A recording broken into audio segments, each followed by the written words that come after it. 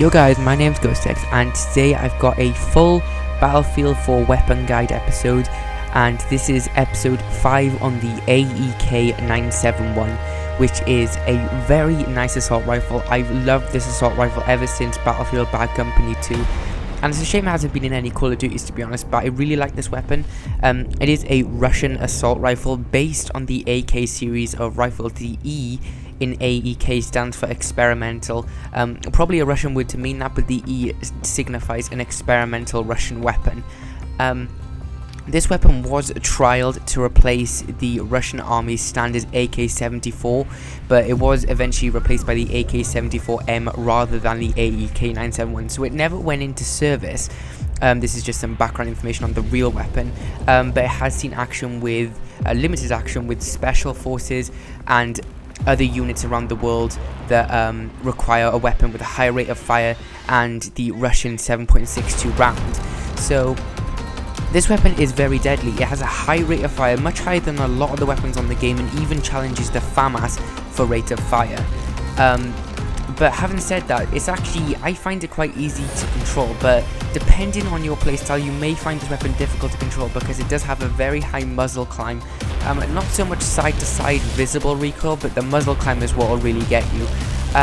So if you like that, I would advise putting a grip on it, but I don't see any need for a grip on mine, or a heavy barrel. I just use it as it is. I don't even have a muzzle attachment on it.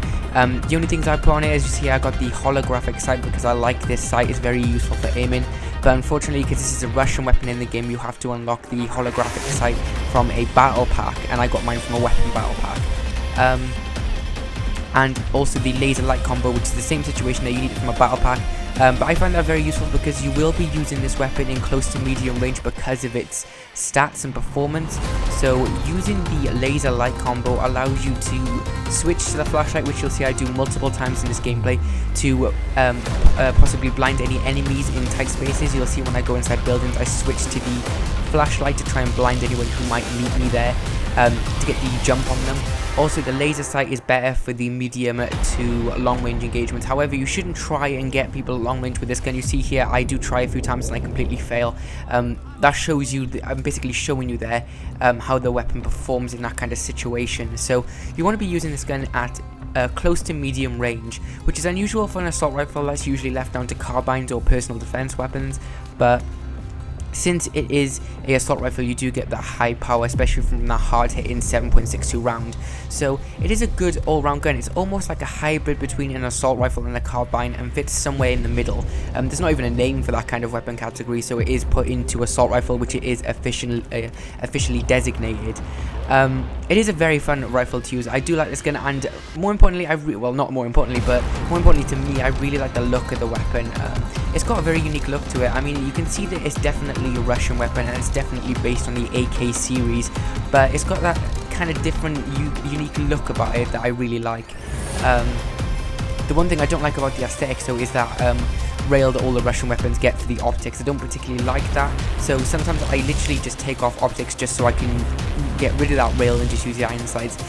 If you're wondering about that, a optic isn't compulsory for this weapon. The iron sights are pretty open, they always have been. If you remember Battlefield Bad Company 2, the front sight isn't as long as that, because I believe it was more zoomed in and focused on the sights in Bad Company 2. So the sights appear more smaller visually, but they are very useful. They're very open, and in fact I'd actually go as far to say they're the best iron sights I've ever seen on a weapon.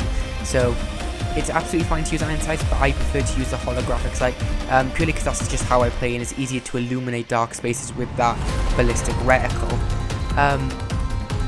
Yes, also this weapon does have a fold-in stock, but unfortunately you can't use that in-game, as you'd probably expect. But there is a AEK model without a fold-in stock, the one in Bad Company 2 that had a fixed stock, and I actually prefer the look of that model, so unfortunately they have got the same one they had in Battlefield with the fold-in paratrooper stock. But apart from that, that's the only thing I really dislike about this weapon. There is nothing I can actually say against this weapon. I really like it, and yeah, definitely try out this weapon, guys. So I'll see you on my next weapon guide episode. GhostX out.